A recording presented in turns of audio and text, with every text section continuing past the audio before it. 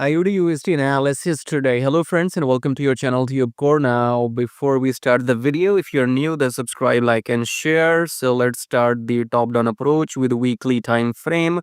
Weekly we have two bullish engulfing candles. So this was one, then we have this one. So this high is broken, so we are going up.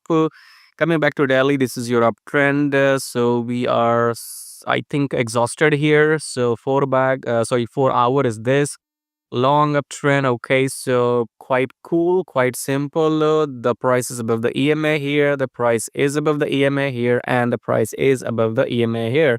All three time frames telling us price is bullish. Okay, so we are looking for longs, not now, after the pullback only. Okay, longs after the pullback. Subscribe, like, share, and keep watching. Alright guys, thanks for watching the video, and if you want to copy my exact swing trades coming this week with precise entry timing, with take profit, with stop loss, then check out the first link below the video. Yes, if you want to copy the exact trades or the swing setups I am interested in for this coming week, make sure you check out the first link below the video, and I'll see you on the other side.